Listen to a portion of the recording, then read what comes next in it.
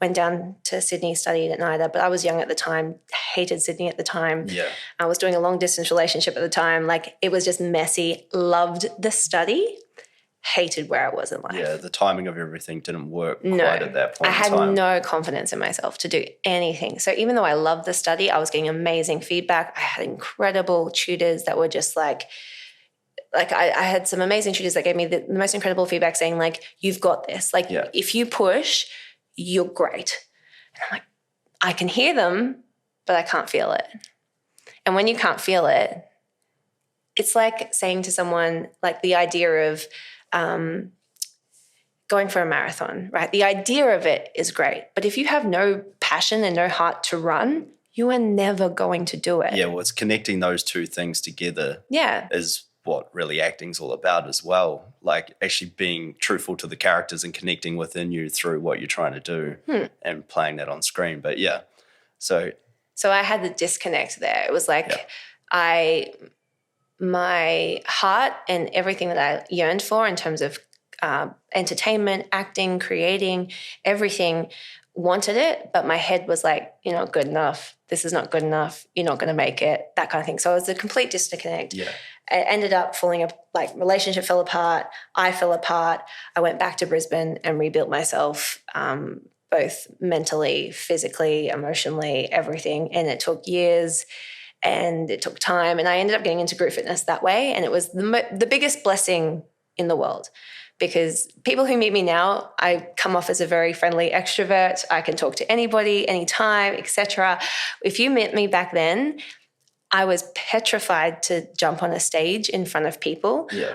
I've been told by one of my most dearest clients who's been following me since the beginning, she said, she tells everybody, she's like, if you met Annisa in the beginning, she looked at the floor the whole time and you could hardly hear her. No eye contact. Couldn't hear her on the microphone, like nothing. And everyone's like, no. Oh, well, stepping on stage is another thing. That's been one of my biggest fears, is like public speaking and stepping on stage and talking in front of an audience. Like, never learned. Acting was, for me, the stepping on stage and public speaking was a million miles step up from actually the acting thing, but the acting thing was a huge leap as well. Yeah. But so even without confidence within you, that's a scary process. Even when you have confidence. Scary process. And I just thought to myself, like, if I can't conquer this, then there is no way I can conquer, like, the bigger dreams that I want for myself. Yeah. So it was the best place for me to start. It was probably the safest place for me to start. It was the most challenging because when you're in a group fitness room, like, they're all looking at you 100% of the time. Like, every inch, every way you move, that's what they're, essentially doing themselves. So it was a very big eye-opening experience to what is transferred. Mm-hmm. And that is essentially the same with, like, acting and stand-up and all this kind of stuff, is like the energy that you absorb or expel to the audience is what they will also absorb and expel to you. So that was a great skill set that I learned. I didn't realize, like, in hindsight, it's like, oh my gosh, I did the most incredible thing to get me started in this way, because I went to a space of having a stage with people, an audience who were showing up. Yes, they had, like, their expectation of what they were there for, but I could always add more. So it came to this space where I wanted to be entertaining. I wanted to be exciting for them. I wanted them to come back every day and every time that I was on the timetable. Yeah.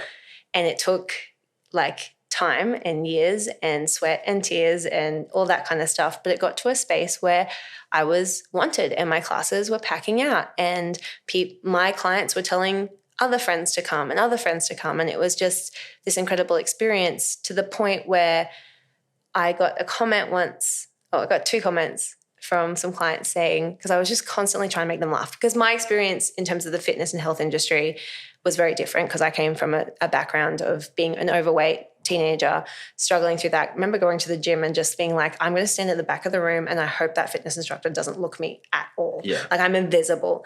And knowing that's where I started, and then eventually traveling my way up the front of the room to the stage, I wanted to make the same experience for the person who's confident to be in the front row for the same experience for the person who's in the back row. Yeah. I want them to be feeling so included in the experience.